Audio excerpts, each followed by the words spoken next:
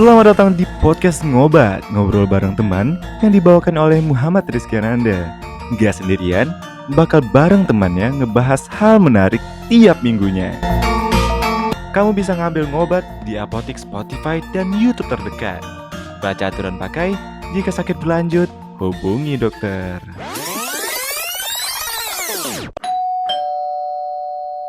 Halo teman-teman, selamat datang di podcast Ngobat, ngobrol bareng teman. Dan kali ini udah memasuki episode yang ke-6 karena udah lama juga kita gak ngupload. Dan akhirnya nih berkesempatan buat ngupload lagi. Dan kali ini kita berkolaborasi dengan satu organisasi di universitas di Malaysia yang namanya Persatuan Pelajar Indonesia Malaysia. Dan ini kita akan ngobrol bareng cabang Multimedia University. Dan pastinya akan membahas topik yang saat ini relevan dengan teman-teman semuanya yang lagi belajar. Kita memasuki new normal gitu loh. Sekarang sudah hadir 2 orang dari PPI MMU, Radit dan Fauzan. Halo, nama saya Radit. Halo. Ya. Jadi coba kenalin dulu deh. Radit dulu deh. Oke, jadi nama saya Radit. Saya di divisi event buat PPI MMU ini. Terus lu udah berapa lama di Malaysia nih? Oh, gue udah 2 tahun di Malaysia. Oke, kalau Fauzan sendiri gimana? Yap, betul. Halo, gue Muhammad Fauzan. Gue juga dari divisi event. Gue di Malaysia ini kurang lebih 1,3 tahun ya. Oh, 1,3 tahun. Jadi gimana nih selama di Malaysia, teman-teman ngerasanya gimana nih? Beda nggak rasanya? Kurang lebih sama di Indonesia ya. Dari makanan sama orang-orangnya. Ada culture shock gitu nggak dari teman-teman sendiri? Enggak sih kalau gue. Nggak ada ya, tapi beberapa ada yang kayak ngerasa wah jauh dari rumah nih, wah bakalan beda, bakalan homesick. Teman-teman ngerasain gitu nggak? Homesick, aduh. Gue sih ngerasa dikit-dikit ya kalau kalau lagi sendirian di apartemen gitu atau gimana gitu. Benar banget. Tapi hal apa yang paling teman-teman sempat ngerasain lockdown di Malaysia nggak sih? Atau emang udah menyelamatkan diri duluan? Gue di Malaysia kebetulan. Oh, lu masih di Malaysia? Oke. Nah, Fauzan dulu deh. Apa yang lu rasain sebelum lockdown, saat lockdown dan setelah lockdown ini? Pas lockdown ini, gue gak bisa kemana-mana. Sebenarnya bisa kan ya kita kayak belanja gitu mingguan, kan boleh. Cuma nama ortu gue itu agak strict kebetulan mereka. Jadi gue benar-benar gak boleh keluar.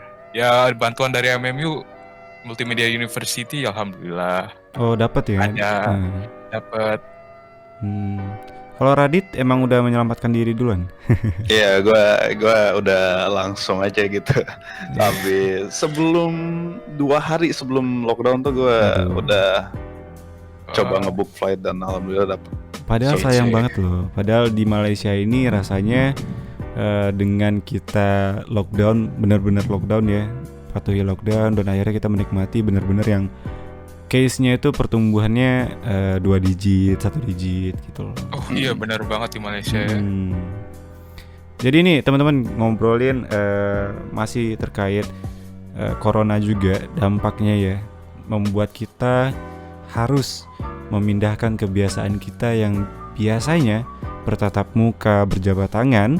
Kemudian kita sekarang istilahnya dipaksa untuk melakukan new normal yang baru, which is semuanya serba virtual.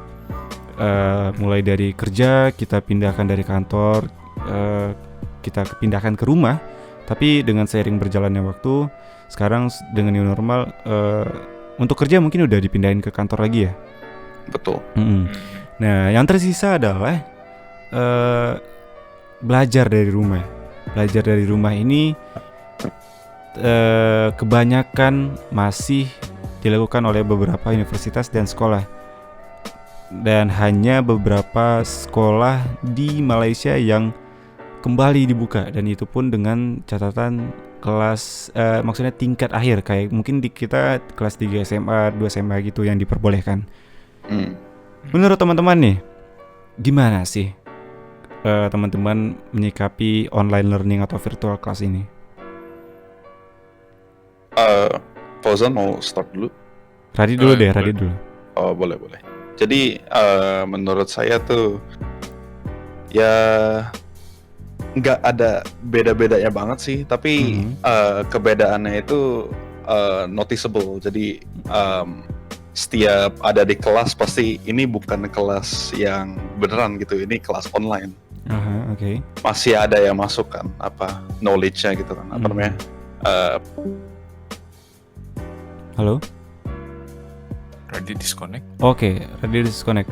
Jadi tadi kalau yang gua tangkap adalah dia masih menerima gitu ya kelas online-nya, karena emang dia bisa beradaptasi untuk kelas online ini. Tapi kita sementara menunggu Radit, Fauzan dulu deh, gimana Fauzan? Emang beda ya kalau dari sisi pandang gue. Kalau misalkan sehari-hari kita biasanya kalau face to face, misalkan kelas pagi nih, kita jam 9 kelas paginya, kita bangun udah dari jam 6 atau jam 7, harus benar-benar bangun pagi. Dan pada di kelas online ini carefree sih ya, gue jadinya. Tapi enak gitu. Jadi bangun misalkan setengah jam sebelum kelas mulai, langsung masuk link Google Meet, sarapan sambil mendengarkan dosen. Tapi mungkin buat beberapa orang ya, kalau menurut gue ya, kadang karena kita udah ngalamin satu semester online ya, online, dan gue ngerasa kayak gue kadang ya benar tadi mungkin carefree tadi ya, gue jadi kayak lupa tugas gue gimana, kapan deadline-nya, dan bahkan ketika kelas itu sendiri sedang berlangsung, gue kayak kadang concern gue kemana gitu. Jadi kurang, karena kita nggak face to face, jadi mungkin kurang pengawasan dari dosennya. Mungkin karena kita manusia juga perlu ditegur gitu ya. Jadi mungkin kalau di kelas kan kita main HP, kita ditegur gitu kan, yang di belakang main HP gitu kan. Sementara kalau kita sekarang virtual kelas ini mau ngapain juga nggak kelihatan gitu. Sepertinya Radit sudah tersambung. Yuk, sambung saya. Oke, jadi Fauzan berarti gitu ya, jadi carefree gitu ya kelas online ya. Oke. Kalau Radit tadi masih menerima kelas online, maksudnya masih bisa dipelajari dan beradaptasi dengan cepat. Apalagi selain itu, Radit? Selain itu ya keseharian sih. Jadi kalau misalkan kita ada di di rumah sama kelas kan beda ya. Kayak yang tadi gua mention kan, dan Fauzan bilang kalau nggak ada yang ngawasin kita kan.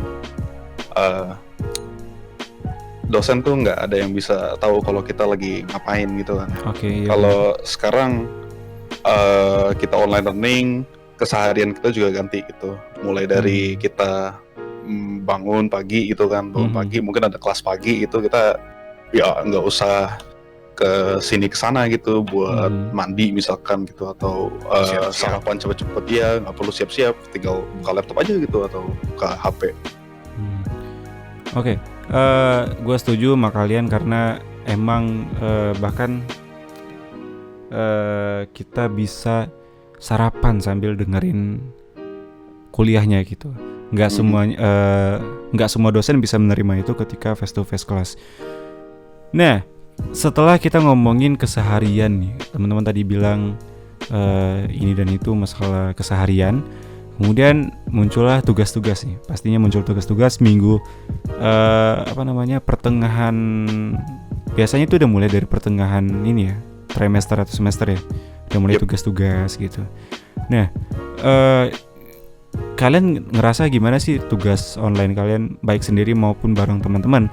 Karena jujur gue sendiri kadang suka lupa kapan deadline-nya harus dikumpulin. kalaupun bareng grup, gue ngerasa kayak sama juga. Kadang gue harus diingetin dulu sama groupmate gue, baru gue inget gitu loh untuk ngelakuinnya. Kalau teman-teman sendiri gimana? Mulai dari Fauzan boleh? Halo? Tes. Oke. Oke. Ya, kalau misalkan individual ya, kebetulan gue orangnya tipikal yang suka cek Google Meets, Google Classroom. Oke. Kan biasanya ada keterangan deadline-nya kapan atau ada materi-materi.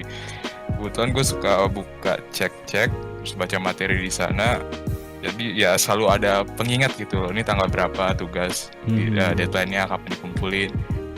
Kalau yang tugas kelompok, alhamdulillah kebetulan kelompok gue pada saling ngebantu ya, jadi saling ngingetin gitu. Oke. Nggak ada yang jalan sendiri gitu. Iya. Ya alhamdulillah oke sih.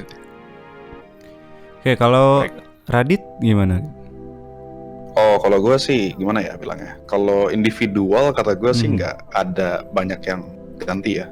Soalnya sebagai FCM ya, kan gue bikin konten digital gitu ya. Oke. Gue bikinnya pakai laptop gue, dan gue selalu put in time gitu di apartemen gue, buka laptop terus ya ngerjain tugas gitu. Kalau gue sendiri sih individual, jadi nggak ada yang banyak ganti gitu. Begitu juga dengan grup ya, berarti ya nggak ada yang. Tapi kalau grup beda nih. Jadi kalau grup tuh gue biasanya sama temen gue ya. Tapi kalau sekarang tuh gimana ya bilangnya? Ada yang ganti-ganti lah. Ada kelas-kelas yang kita ke separate gitu bilangnya. Oh, oke. Jadi tambah dari kita nggak punya physical contact sama yang gue belum temenan, gue juga harus maintain contact lewat social platform gitu ya, misalkan kayak WhatsApp gitu. Dan kadang emang agak susah sih nge-contact orang-orang gitu, dan emang forming gimana ya bilangnya, akrab gitu ya, sebagai grup yang akrab gitu tanpa physical contact. Ya, memang berinteraksi itu memang kalau secara langsung akan membuat kita lebih cepat akrabnya, bener nggak? Iya. Ya, kalau gue setuju kayak gitu. Dan mengenai awareness tadi, kan beberapa kampus ada yang menggunakan satu platform dari kampusnya sendiri untuk setiap update seperti tugas, lecture notes, tutorial. Dia menggunakan satu website. Sementara ada beberapa kampus dan sekolah yang menggunakan platform lain seperti Google Meets dan semacamnya. Menurut kalau kalian gimana? Maksudnya suatu hal yang ganggu nggak sih misalnya menggunakan beberapa platform sementara kita bisa menggunakan satu platform aja? Ya, menurut gue mengganggu. Apa ya bilangnya? Menggunakan suatu struktur yang unison itu emang lebih bagus sih kata gue. Kalau misalkan kita pakai Google ya kayaknya Google aja gitu. Kalau misalkan kita pakai misal Zoom ya pakai Zoom aja gitu. Jangan kayak pindah-pindah sini situ kan. Jadi bikin bingung satu, yang kedua kita harus install ini dan itu tanpa tanpa perlu gitu. Kalau bisa yang ini kenapa enggak gitu. Ribet lah ya. Gimana kalau Fauzan, setuju nggak sama Radit? Setuju banget. Satu aplikasi untuk semua. Oke, ya lebih memudahkan untuk bagi pelajar dan apalagi dosennya ya. Kadang kita bukannya gimana, mungkin beberapa dari kita, mungkin dari pelajarnya juga, dari dosennya juga mungkin ada yang tidak terlalu bisa menggunakan internet dan aplikasinya. Ngobrol tentang interaksi dengan dosennya atau lecturernya,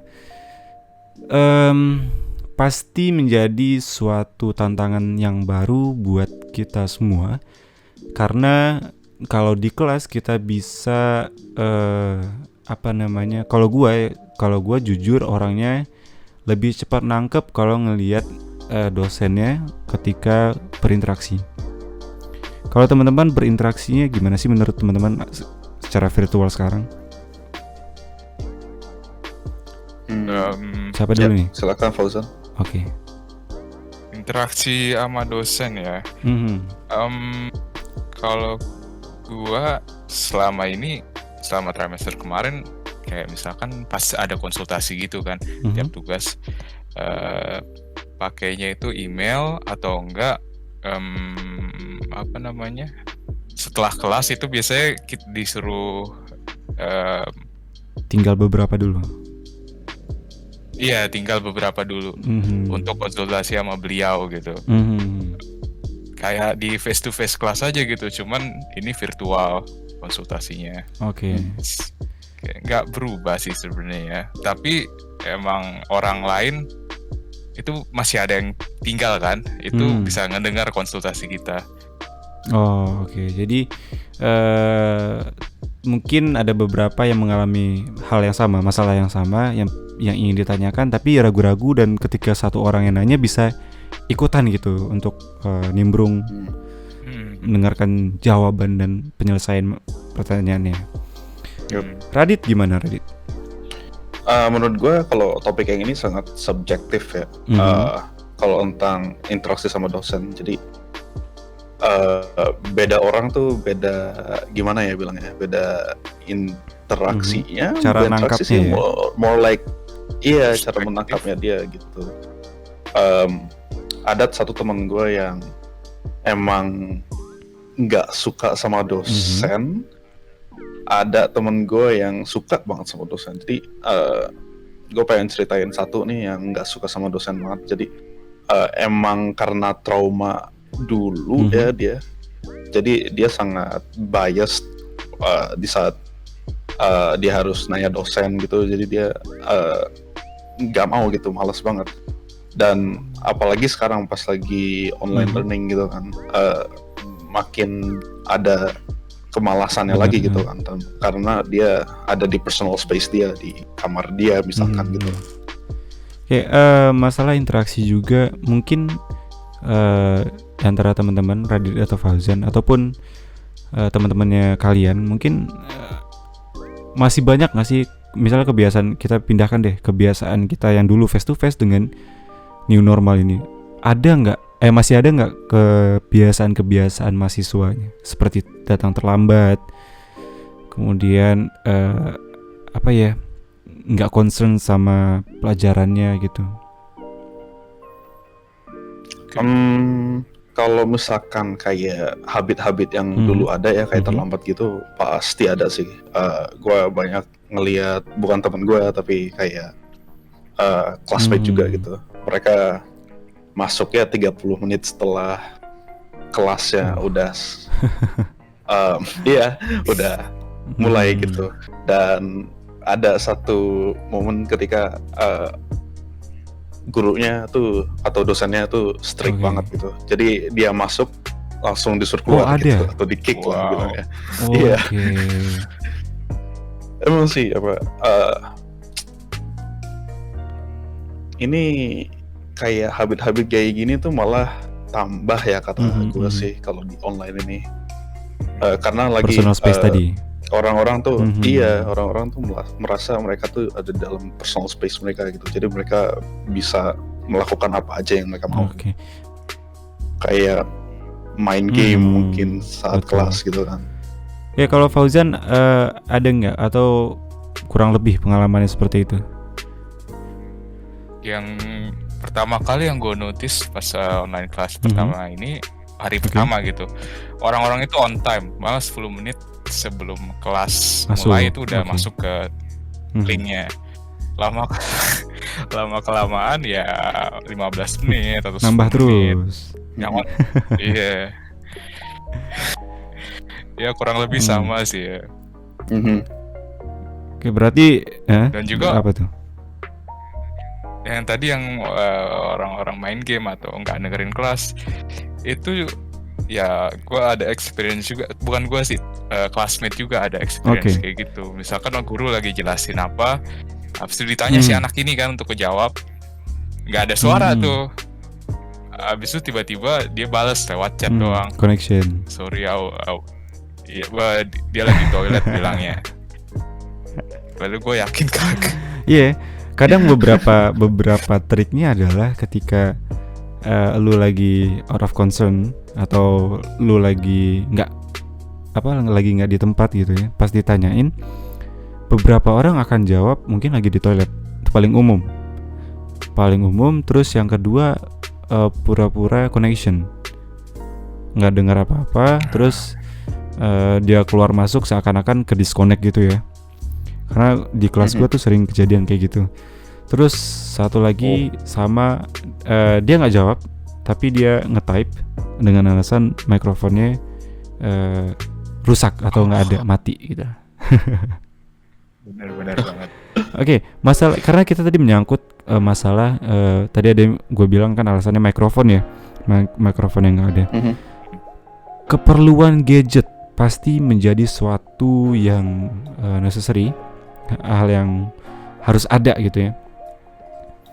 Betul. Entah itu dari mobile phone atau laptop or even PC. Tapi nggak semua orang kayak kita yang beruntung gitu loh, mempunyai itu semua. Kalau teman-teman sendiri gimana kesiapan? Boleh Radit dulu. Oh boleh. Jadi sebenarnya sih ini dari experience juga ya. Gue punya underclassman nih di SMA. Dia bisa dibilang nggak seuntung kita gitu. Dia tuh dapat beasiswa buat ke SMA dia sekarang gitu ya. Dan emang orang tuanya nggak bisa provide lebih gitu kayak kita ini. Jadi pas saat online learning ini keluar, dia harus bilangnya apa ya, ke temennya atau ke warnet gitu. Dan pada saat lockdown ini juga itu sangat susah. Jadi kena impact banget sih, karena dia kan nggak partisipasi di kelas-kelas dan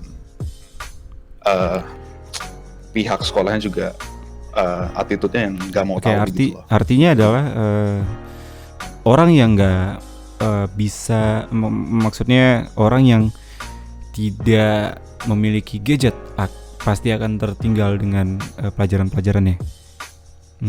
Kalau Fauzan gimana? Kalau gue sendiri ada pengalaman sendiri atau lingkungannya?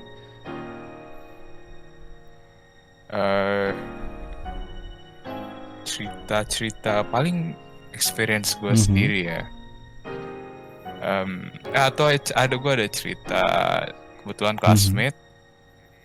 Jadi dia itu dengerin lewat HP kan bisa ya kalau Google Meet itu. Dia itu lagi di luar sambil mendengarkan kelas dan kebetulan dia lagi dijelasin gitu sama dosen, terus ditanya juga kan sama dosen. Dia juga nggak jawab. Habis itu 10 menit 15 menit kemudian dia baru ngechat. Dia habis dari grocery store dan dengerin sambil lewat HP. Kenapa dia harus ke grocery gitu? Entah itu ya, itu mungkin alasan belaka karena dia nggak mendengarkan juga kali, atau gue juga kurang ngerti. Tapi lucu-lucu aja, kadang ada cerita lucu waktu di berkaitan dengan gadget di online class itu. Jadi artinya ada beberapa orang yang memanfaatkan kelas online ini karena dia memiliki gadget. Artinya dia bisa secara mobile kemana aja. Dia memanfaatkannya ketika mungkin dia pelajarannya tidak terlalu suka, atau dia sudah terlalu jenius untuk satu pelajaran itu, dan akhirnya dia memanfaatkan untuk sambil sambil ke grocery atau sambil lain-lainnya. Menurut kalian gimana ya orang-orang kayak gitu? Boleh Fauzan kalau pengen. Gimana Atau ya? fine-fine aja gitu. Mindset sih sebenarnya pada dasarnya. Kalau lu mindset lu pengen belajar ya lu ikutin tuh keras, lu dengerin, lu pahamin. Jangan sambil melakukan hal lain. Kalau Ya. Oke, Radit sih. sependapat. Ya, menurut gue juga kayak gitu sih, lebih ke niat ya. Kalau emang gak ada niatnya ya Sama aja enggak gitu ya. itu iya, ini emang udah jadi gimana ya bilangnya, emang ya walaupun ada learning ini tapi itu masih apply gitu. Oke.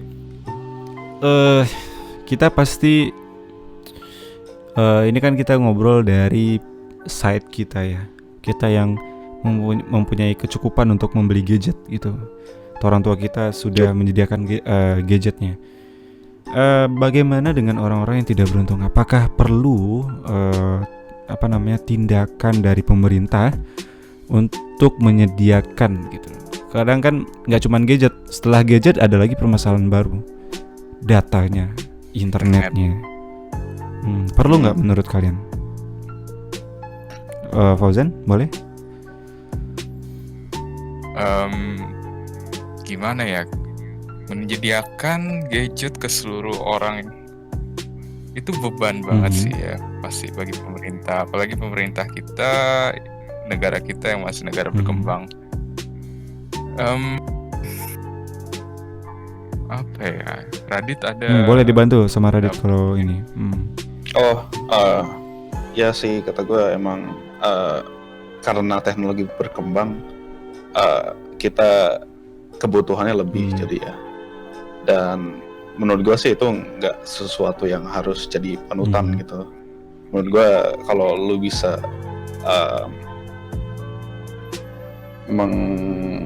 mencukupi hidupnya, ya ngapain punya sesuatu yang lu nggak butuh gitu loh. Tapi ya karena yang tadi dibilang mulai advance society kita kan, jadi kita kebutuhannya perlu lagi gitu, seperti mungkin ya tadi gadget kayak handphone. Oke, dalam artian atau dalam kata lain, kita di saat situasi seperti ini harus mengenyampingkan keinginan dibanding kebutuhan. Betul. Karena sekarang gadget adalah kebutuhan kita bersama. Dan pastinya gue setuju sama Fauzan tadi yang mengatakan bahwasanya kalau misalnya pemerintah menyediakan semuanya untuk yang nggak punya, akan menjadi beban juga. Dan lemahnya adalah pendidikan kita jauh sebelum corona ini atau pandemi ini. Justru di saat-saat itu juga pemerintah masih belum bisa menjangkau beberapa daerah yang tertinggal masalah pendidikannya, infrastrukturnya, mulai dari sekolah yang mulai hanya gubuk saja, ataupun bahkan yang kekurangan equipmentnya juga. Gurunya juga bisa pengajar. Iya, dan satu lagi juga dari segi guru, mungkin guru juga tidak terlalu cakap dalam menggunakan internet, dan itu juga menjadi satu tantangan bagi pihak gurunya. Nah, yang menjadi kita bahas satu berita dulu yang yang sempat viral ya, karena di saat mahasiswa dan siswa menyuarakan untuk menurunkan UKT atau SPP, justru menteri kita menghilang. Pernah dengar nggak beritanya? Iya, pernah gue. Menurut lu gimana? Kemana menteri kita? Gue baru nih. Emang ya gimana ya, pandemik ini efeknya tuh gila ya, orang-orang nggak pada tahu emang pengen ngapain gitu. Karena tiba-tiba kan ya. Iya, ini emang nggak ada dokumentasi untuk cara penanganannya gitu. Dan penanganan yang kita ambil itu dari organisasi luar gitu, kayak WHO misalkan gitu. Tapi menurut gue bukan gue nggak tahu ya apa alasan menteri kita menghilang, tapi rasanya kurang arif aja kalau menteri tiba-tiba hilang ketika semua berteriak untuk menurunkan UKT karena kita tahu ekonomi kita juga terdampak dengan kemarin itu ya, terlebih yang sebelum-sebelumnya ekonomi kita terdampak. Dan jujur aja beberapa gue sendiri ada dampaknya juga karena di rumah gue ada kosan. Jadi karena semuanya virtual, jadi pada balik kampung semua, kosan sepi, orang pada keluar semua. Nah, seharusnya sih menurut gue pemerintah tidak diam ya. Kalau diam ya apalagi menghilang gitu loh. Iya betul. Tapi gue salut dengan pemerintah kita karena kabar baiknya adalah sekarang rupiah menguat ya dengan USD. Iya, mulai menguat lagi. Betul. Oke, kita masuk ke soalan yang terakhir nih. Seberapa efektif online kelas ini? Tadi kalau kita bahas dari awal ya, kenapa keseharian kalian selama online kelas, terus kalian juga di mana kalian bisa santuy banget dengan personal space kalian. Kemudian kalau nugas semuanya juga lewat virtual, dan kadang menghadapi struggle yang menjalin keakraban yang secara online juga sulit, tidak semudah ketika kita berinteraksi face to face. Kemudian interaksi dengan dosen mungkin dari kalian nggak ada masalah karena kalian orangnya gampang beradaptasi, dan dosennya juga memfasilitasi di akhir sesi buat yang ingin bertanya, berkonsultasi, bisa tanya jawab, dan yang lain juga bisa ikut nimbrung. Dan keperluan gadget alhamdulillah kita semua dicukupi, dan mudah-mudahan orang-orang yang di luar sana yang kekurangan equipmentnya mudah-mudahan bisa tercukupi lah, apalagi selama online class. Dan kabarnya sekolah udah mulai dibuka ya di Indo ya? Setahu gue sih iya ya, soalnya ya kayak tadi temen gue tuh udah mulai masuk dengan syarat beberapa social distancing dan membawa hand sanitizer sendiri. Oke, berarti adalah beberapa SOP yang harus dijalankan bagi tenaga pengajar dan yang belajar juga ya. Oke, kita akhirnya masuk ke pertanyaan terakhir, pembahasan terakhir setelah gua recap tadi. Dan seberapa efektifkah online learning? Mungkin dari Radit dulu boleh? Boleh. Jadi menurut gue sih kalau buat bilangnya apa ya, konklusinya kata gue, online learning ini cukup mencukupi untuk kita masukin pelajarannya, understanding struktur dari pengajarannya juga gitu kan.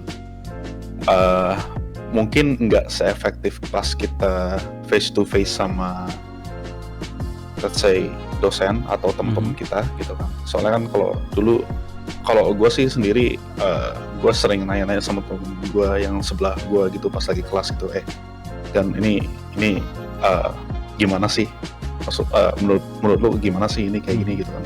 Kalau sekarang agak susah karena kan online kelas itu dosennya tuh hanya mengasih lecture.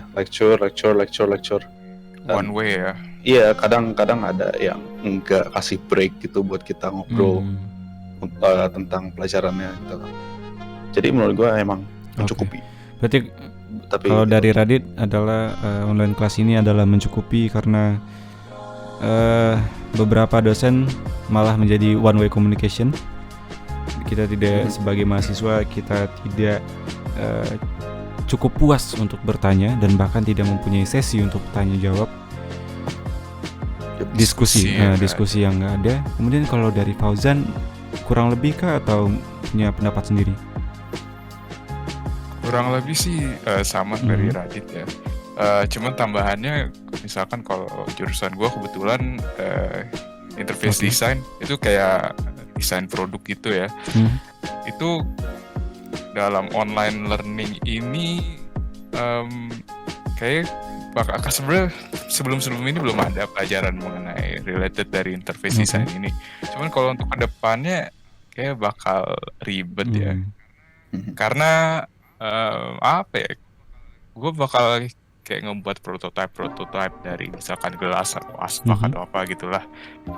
Dan itu perlu kita keluar, kita explore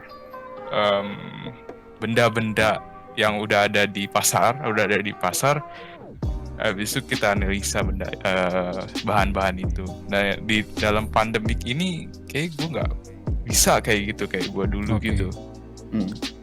Bakal jadi hambatan. Ada ya satu hal yang belum kesebut tadi ya, baik dari gue ataupun dari teman-teman semuanya. Ada nggak sih perbedaan kesulitan dari tugas-tugas yang diberikan oleh dosen kita? Karena perbandingannya gini.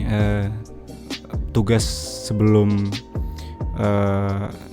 online class ini mungkin masih levelnya mungkin walaupun sulit masih bisa kita kerjakan gitu loh. Atau saat online class ini justru tugasnya udah sulit dan kuantitinya juga ditambah. Atau gimana menurut teman-teman? Kalau tapi sebenarnya sih gimana ya, nanti ada trimester gue sih yang bakal intens banget nih, gue udah tahu. Soalnya kan udah main subjects ya.